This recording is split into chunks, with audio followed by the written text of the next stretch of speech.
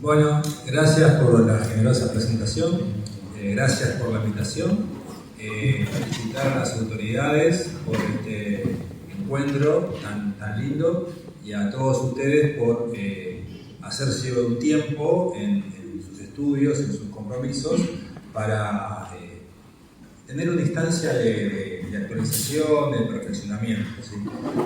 Mi contribución, que fue aceptada por el colegio, es presentar el tema de la etapa de juicio en el nuevo Código Procesal Penal Federal, ¿sí? Entonces, lo primero que uno tiene que hacer cuando uno litiga en el Foro Penal Federal es hacer una línea de comparación con la nueva propuesta de codificación en relación con la actual, que es del Código Levene. El cambio más significativo que se presenta es en la etapa de control de la investigación penal preparatoria, donde se evalúa el mérito de la investigación. La novedad que trae el Código Procesal Penal Federal es que esta etapa aparece como un verdadero filtro, ¿sí? Allí algunos actos procesales que se cumplían en la instancia del tribunal oral, el codificador reformista quiere que esto se cumpla aquí. Lo más importante es que en el nuevo código la acusación es una verdadera acusación.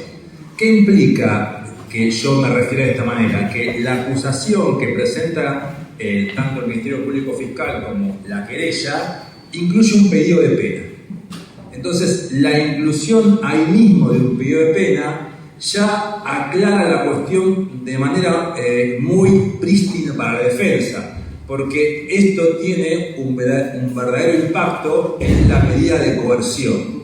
Entonces, no es lo mismo que a uno le imputen un robo y el fiscal pretenda el encarcelamiento preventivo porque tiene antecedentes y tiene una escala que va hasta 6 años, que en el caso concreto la acusación tenga una pena de 8 meses. Entonces eso va a tener una verdadera incidencia en un planteo ahí mismo de una liberación del cliente, puesto que bien es conocido que no es lo mismo afrontar un juicio oral con el cliente detenido que con el cliente en libertad, en lo que tiene que ver con la estrategia de litigación del caso.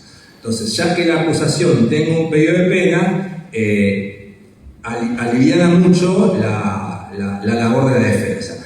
En esa misma instancia, como pueden ver en el punto 2, también se ofrece prueba. Entonces, tanto la acusación como la defensa ofrecen la prueba ante un órgano jurisdiccional distinto que el que va a juzgar. Entonces, cuando el órgano jurisdiccional rechaza la prueba o admite la prueba, se libera de alguna presunción de favoritismo en uno u otro sentido, puesto que cuando nosotros vemos, y más en el Foro Federal, estos juicios contra personas públicas o políticas, por el caso de la vicepresidenta, que le deniegan prueba, que los recusa, que no son imparciales, cuando yo distingo quién admite prueba que quien juzga, gano en la imparcialidad del decisor.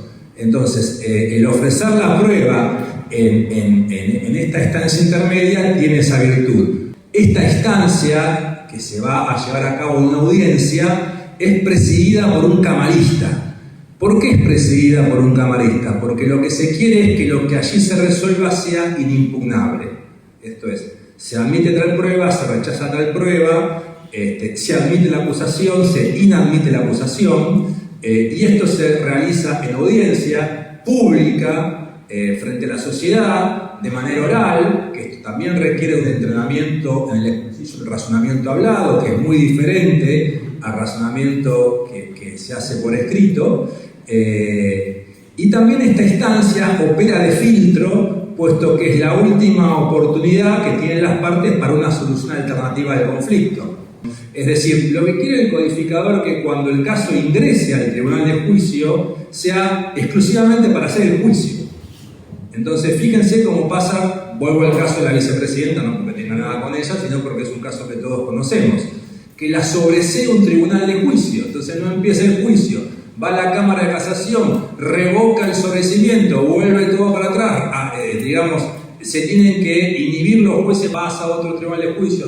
Entonces se hace el proceso eterno, no termina nunca. Entonces esa es la virtud que tiene esta lógica de poner allí como un coto para medidas alternativas a la solución del conflicto, que la acusación tenga un pedido de pena, y también que ahí mismo sea la instancia donde se ofrece la prueba. Entonces, este juez de la Cámara de Garantías es el que va a hacer un auto de remisión del caso a juicio, donde va a quedar claro cuál es la acusación admitida, cuál es la prueba admitida, y que no prosperaron en el caso planteos relativos a excepciones o a soluciones alternativas.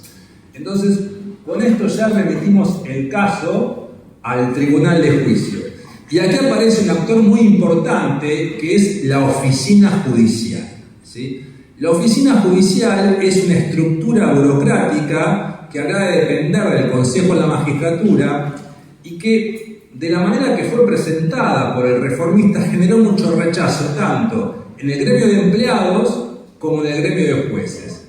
¿Por qué? Porque pretendía aglutinar toda la concentración de colaboradores. Y ustedes saben que en la familia judicial nos gusta designar nuestros propios empleados, entonces que nos digan que no vamos a tener empleados, que mi hijo no va a estar en el juzgado al lado, y que entonces ya ahí generó una resistencia que me parece a mí que fue planteada de un modo poco inteligente por la reforma. Entonces, la lógica de la oficina judicial no es esa, no debe ser esa de ir al choque con la estructura del Poder Judicial, sino simplemente simplificar la labor, esto es, dejar de un lado la tarea administrativa, liberar al juzgador de tareas administrativas y que el juzgador solamente se dedique a decidir el caso. Entonces, ese auto de elevación a juicio no va al órgano jurisdiccional, va a la oficina judicial, y el codificador es claro que se prohíbe a los jueces solicitar el auto de elevación a juicio de la oficina judicial. ¿Qué hace la oficina judicial? Fija la fecha de inicio de juicio, fija la extensión de cada jornada y establece la cantidad de jornadas. Entonces, esto también generó algún rechazo de las agrupaciones de jueces, claro, porque si ustedes que litigan bastante, y rara vez se hace un juicio oral un viernes, rara vez se hace un juicio oral un lunes. Entonces se pensó que la oficina judicial venía a cumplir una función policial de tener a los jueces zumbando, de decir, bueno, empezamos a las 8, trabajan hasta las 18. Entonces, esto va a requerir del director de la oficina judicial una habilidad para convivir con los magistrados, de manera tal que tanto jueces, fiscales y abogados puedan desarrollar su labor con paz, con tranquilidad, con equilibrio. No puede importar solo la gestión, no puede importar solo un caso menos, ¿sí? Cada caso es importante. Entonces, en la Cámara de Casación nosotros tenemos nuestra oficina judicial, la Casación Federal tiene su oficina judicial, y realmente si la fijación de audiencias, extensión y duración se lleva a cabo de una manera consensuada, las cosas funcionan.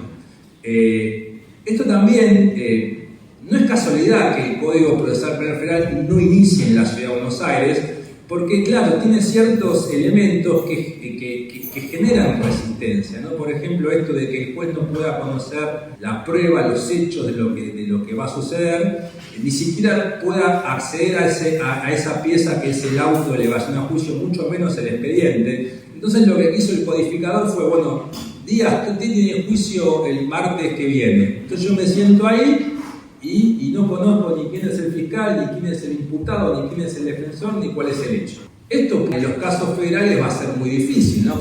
Y yo creo que para la implementación de esto, por lo menos en los casos de alto impacto político, la Ciudad de Buenos Aires va a requerir de parte del Consejo de la Magistratura de cierta diálogo y flexibilización de determinadas circunstancias. ¿sí? Está muy bien que el juez no conozca la prueba, bueno, pero que ni siquiera conozca las partes, parecería ser una situación muy extrema.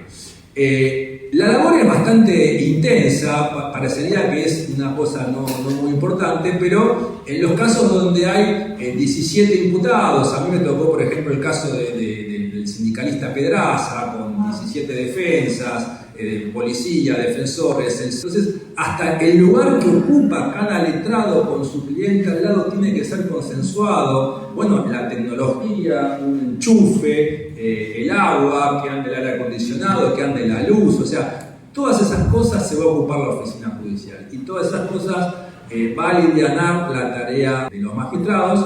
Por lo tanto, es importante que esta labor se haga, digamos, codo a codo, ¿sí? Que es el espíritu que simplifique y no que complique. Esta oficina judicial cita a las partes, ¿sí? Es decir, se libera a los tribunales de juicio de esa estructura con empleados que mandan los fax, charlan con las comisarías, que se notificó, que no se notificó.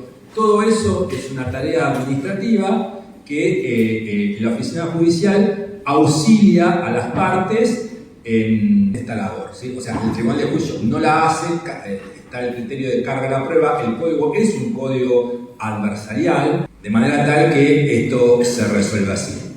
Vamos ya a la parte de reglas generales del juicio. Entonces, el primer elemento que aparece de significación acá es la configuración de una cesura obligatoria. Esto es, que tiene una cesura facultativa de la división del debate en dos etapas.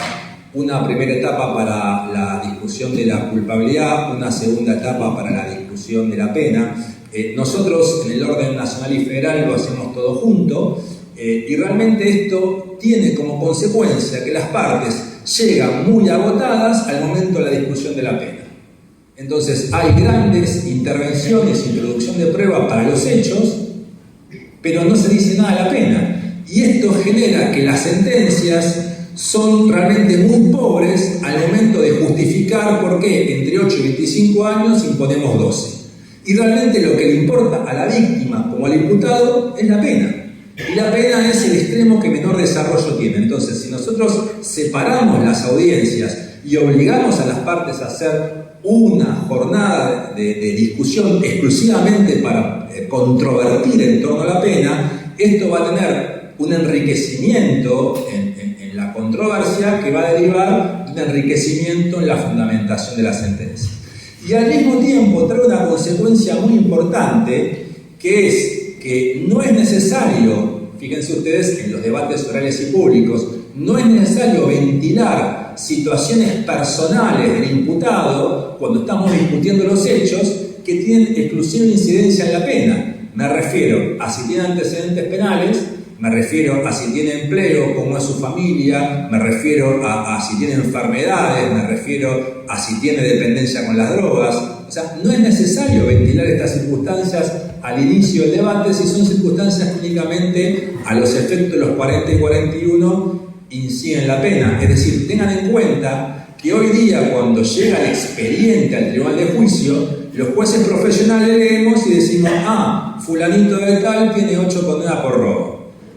Por más técnicos que seamos, eso incide en la conciencia de un juez. Entonces, en el juicio por jurados es inimaginable que se le indique al jurado que la persona acusada tiene antecedentes. Entonces, como el tribunal de juicio no accede al expediente y como no se va a discutir las cuestiones personales del imputado al momento de discutir el juicio sobre su culpabilidad, los jueces de mérito van a ignorar si la persona tiene antecedentes o los tiene, o carece de ellos. Y esto realmente es muy importante. Conocen ustedes que por el diseño constitucional del debido proceso, las formas sustanciales del juicio requieren de un juicio oral, público, continuo y contradictorio. Entonces, estos principios que ilustran el juicio oral, publicidad, oralidad, continuidad y contrariedad, son de lo que se está ocupando el código luego en sus distintas manifestaciones. En cuanto a la inmediación, el código obliga a la presencia continua de todas las partes y del tribunal durante el desarrollo de todas las jornadas. Hubo una discusión vinculada a las cámaras de Zoom, si esto lesionaba o no lesionaba la inmediación. La casación resolvió que no había ninguna lesión, más allá que tampoco habría un agravio concreto si el litigante al momento de ingresar a un juicio por Zoom no dijo nada, luego no puede agraviarse de ello en su recurso. Es una herramienta tecnológica que apareció por necesidad en términos de pandemia y que hoy se sigue utilizando por razones de beneficio, ¿sí? Un testigo que vive en el interior del país no tiene que recorrer largas distancias para declarar, y si es un testigo dirimente, las partes pueden pedir con especificidad que ese testimonio se reciba con la presencia del testigo, y otro tipo de pruebas no. Naturalmente, en cuanto al principio de publicidad, Jeremías Bentham decía en el Tratado de las Pruebas Judiciales que la publicidad es el preservativo de la arbitrariedad. La única razón por la cual nosotros, cuando vamos a la fiscalía, vemos a un empleado recibiendo declaraciones, y cuando vamos a un juicio oral a ningún empleado del tribunal se le ocurriría sentarse en el estrado, es porque esto está expuesto al público. Yo no pondría acá a otra persona a hablar en lugar mío porque ustedes sabrían que ese sujeto no soy yo. Ahora, si yo hago por escrito, cualquier colaborador mío puede redactar mis fallos y firmarlos. ¿Por qué? Porque la publicidad es el preservativo de la arbitrariedad. Esto es lo que llevó Jeremías Bentham de su experiencia en el Reino Unido a la Francia, ¿sí? Y nosotros tenemos acá, ¿sí? Hay mucho desarrollo del código en cuanto al diseño de las salas de audiencias para el ingreso de todas las personas, a la transmisión de los juicios orales por televisión, ¿sí? Esto es una innovación que tiene el código, que a mí me da un poco de dudas, ¿sí? La cuestión estaba regulada por la acordada 29 del año 2008 de la Corte Suprema, en cuanto se permitía a los canales de televisión transmitir únicamente el acto de apertura, con las palabras iniciales, el alegato y la sentencia. Es decir, no se transmitía el desarrollo de la prueba. ¿Por qué? Porque se entendía en la lógica del Código Levene que podía influir en los testimonios. Si ustedes recuerdan varios, muchos emblemáticos, donde la televisión generó más problemas que soluciones, y además porque en el Código actual se prohíbe que el testigo que está declarando tenga contacto con el que va a declarar después. Entonces, naturalmente esta regla actualmente es muy difícil de poner en funcionamiento con los juicios orales que tienen varias jornadas de desarrollo, porque yo no puedo y no tengo modo de evitar que el testigo que declaró se junte con el que va a declarar el mes que viene, o que el letrado le comente lo que vio. Entonces, el código, llamémoslo Binder, porque este código no tiene un padrinazgo explícito, es un código que está ahí, que nadie se hace cargo y que simplemente está ahí, y que evidentemente tiene como distintos sedimentos, ¿no? Porque hay reformas que luego la gestión del ministro Garabano fue incluyendo en la gestión anterior, que evidentemente fue iniciada por Binder. Hay un sinceramiento, entonces se dice, el testigo que va a declarar puede estar escuchando lo que declaró el anterior, puede estar sentado acá en la sala. Ahora, si las partes lo piden, puede estar en una sala contigua y se puede solicitar que no tengan contrato entre sí. Ahora bien, si tienen contrato entre sí, esto no va a generar ningún tipo de planteo de nulidades. O sea, la regla es todo a la vista. ¿Por qué? Porque se supone que la esgrima del litigante va a poder, en el examen del testigo o en su contraexamen, poner en evidencia todas estas circunstancias. Y además se permite al testigo confrontarlo con lo que dijo otro testigo, cuestión que hoy día está prohibida. Solamente hoy día podemos confrontar al testigo con lo que él dijo en la etapa de investigación preparatoria. No, mire usted que el testigo Jiménez dijo otra cosa, eso no se puede. En este código sí se puede hacer.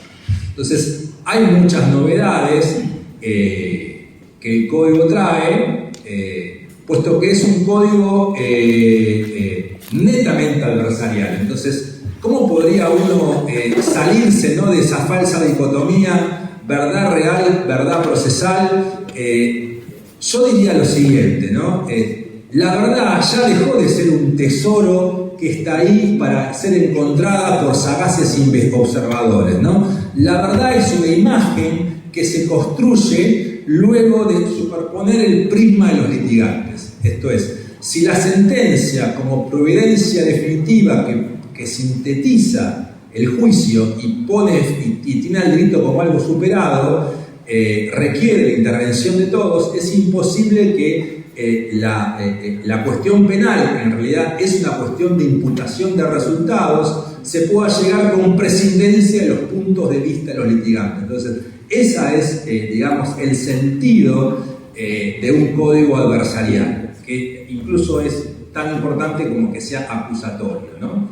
El código es muy celoso en prohibir presentaciones por escrito, quiere que toda intervención sea hablada, incluso las decisiones de los jueces en las audiencias, cuando resolvemos reposiciones o oposiciones. Entonces esto va también que requerir de una escuela judicial que nos entrene, porque estamos muy acostumbrados a resolver por escrito. O sea, toda intervención no se permite lectura de memoriales y toda intervención tiene que ser oral. Por ejemplo, luego ahí hay una regla que excepciona a la oralidad durante la prueba de exhibición, la prueba documental, pero fuera de ello, toda prueba es oralizada. Naturalmente, en un código de adversarios, el juez no puede preguntar, el juez no tiene nada que ver con la prueba, sino que el caso es de las partes. El caso es de la fiscalía, el caso es de la defensa. ¿Implica esto una renuncia a la verdad? En mi opinión no, sino simplemente este concepto que la verdad ya no es un tesoro, sino que la verdad es una imagen que se construye con el punto de vista de las partes. Y esto permite la síntesis del proceso.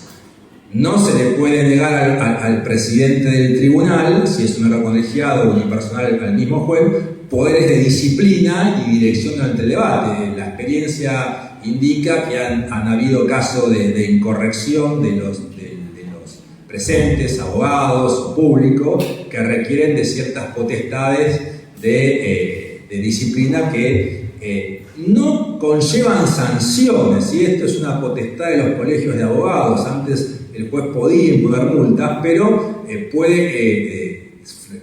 han habido casos, ¿no?, de constantes comportamientos inadecuados del letrado que incluso han sido excluidos de la defensa, ¿sí?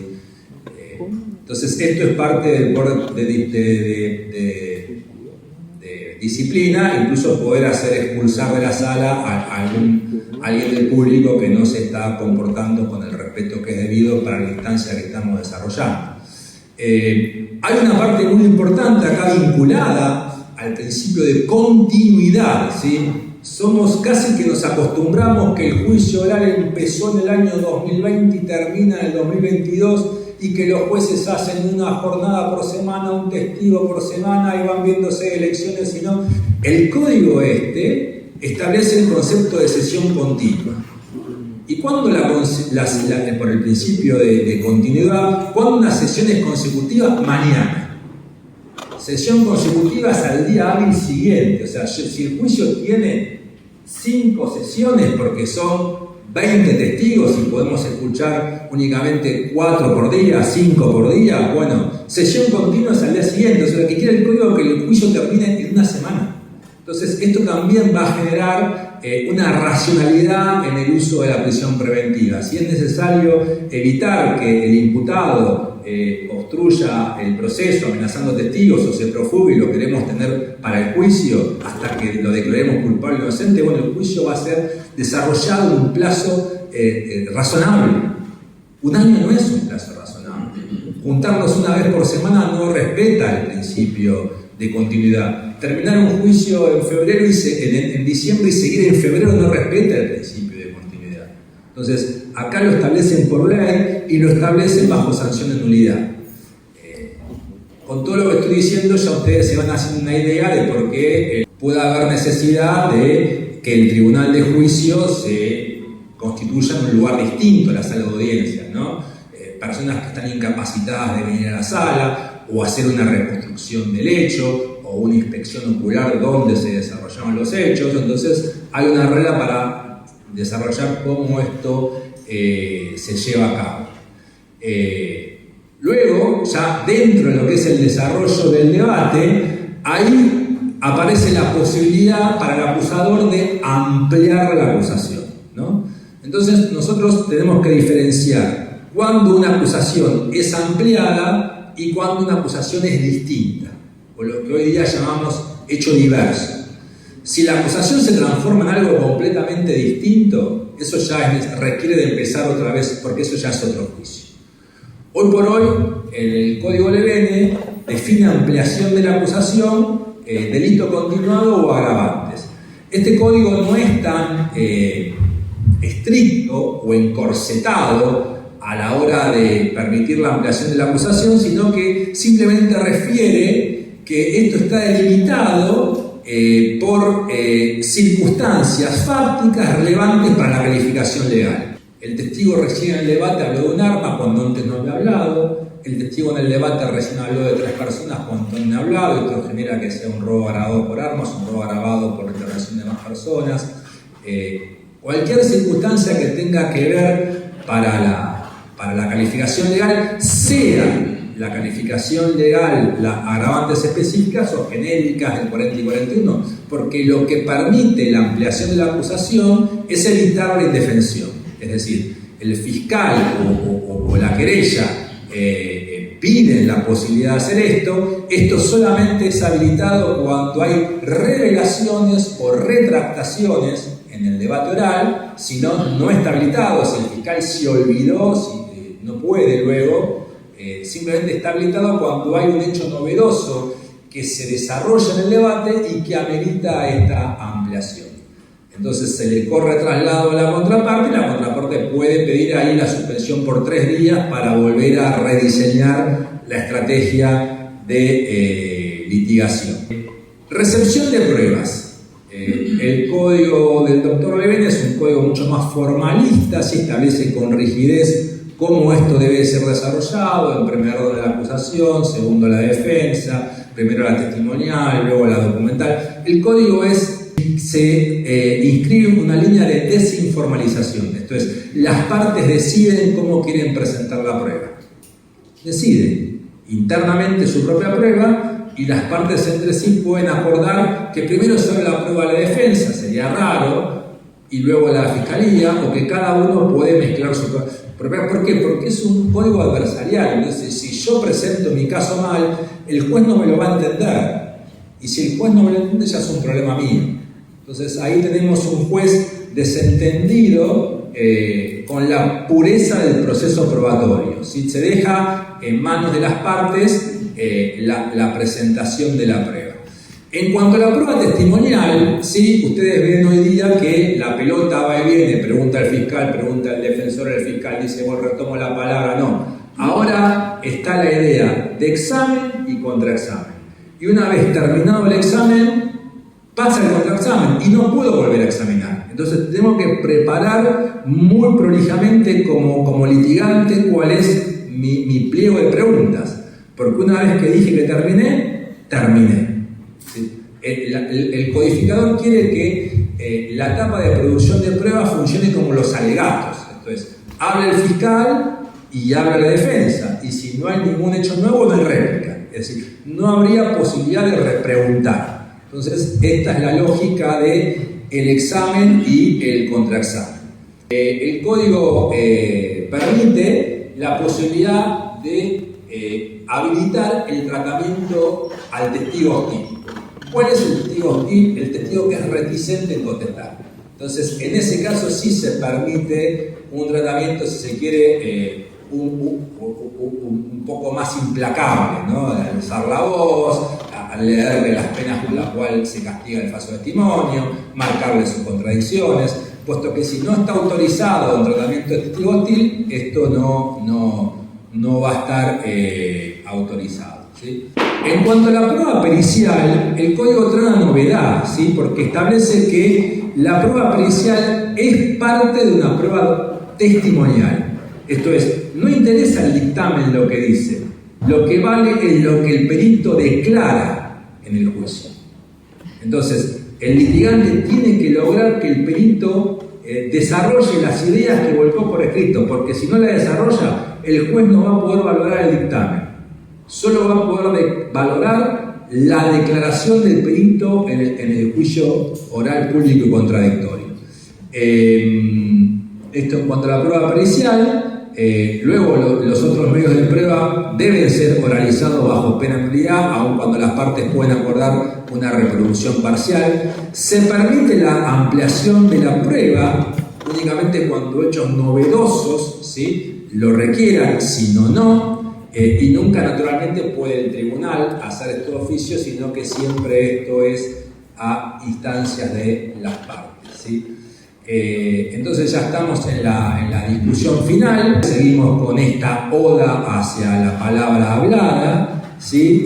Y el tribunal, el presidente va con criterio, ¿no?, a establecer la extensión de las alocuciones, ¿sí? 1 hora, 2 horas, 3 horas, un día, empezamos mañana. Bueno, esto también tiene que ejercerse con prudencia, ¿no? También la réplica únicamente es si en la acusación se expresó, en la defensa se abordó una cuestión no tratada en la acusación, si no hay motivo para replicar.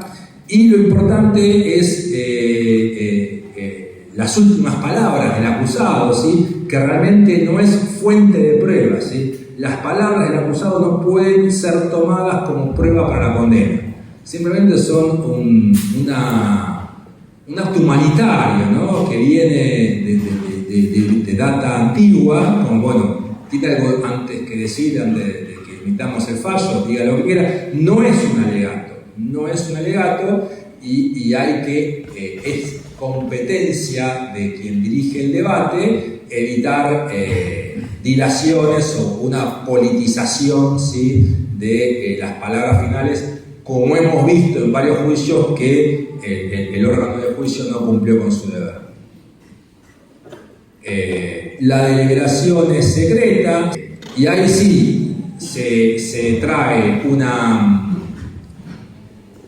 una absolución, debe ser desarrollada al momento de los fundamentos, y únicamente con el veredicto de culpabilidad se da inicio al debate sobre la pena.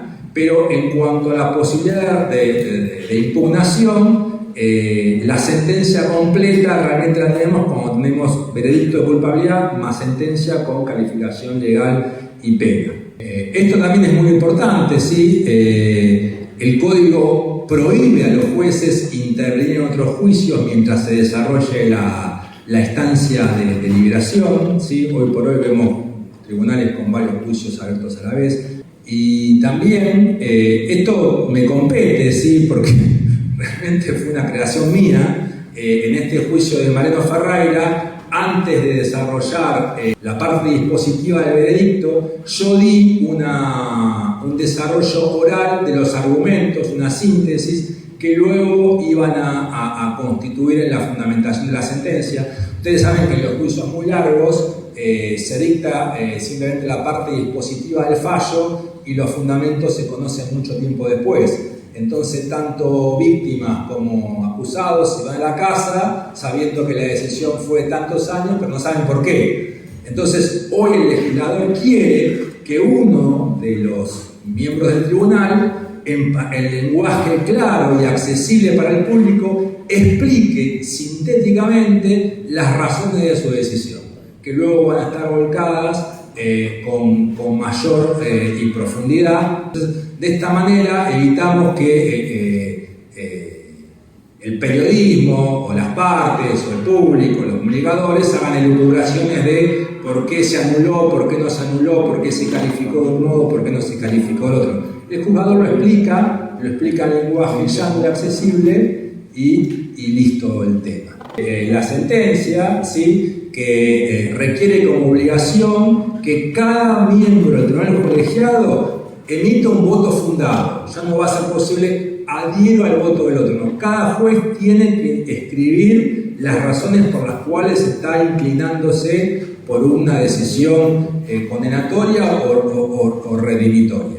Y luego, en el acta de debate, lo importante es que vamos a utilizar las tecnologías, ¿sí? Entonces, ya no va a ser necesario que la defensa pido constancia en acta, entonces, ¿por qué? Porque está todo grabado por un registro audiovisual. Entonces, en mi labor actual como juez de casación, veo los recursos que el litigante me pone, da la afirmación del juez es incorrecta, consultar minuto 45 de la grabación tanto. Yo voy y reviso el juicio y puedo revisar la sentencia con amplitud de defensa, o también si la fiscalía está denunciando arbitrariedad, todo el desarrollo del debate está grabado. Así que esto en cuanto a los juicios comunes. Luego el codificador trae una regulación distinta para los juicios contra personas jurídicas, para los juicios abreviados, para los juicios contra menores, pero yo me quería concentrar en presentarles a ustedes las directrices fundamentales de la nueva propuesta de codificación federal en cuanto al juicio ordinario. Gracias por la atención.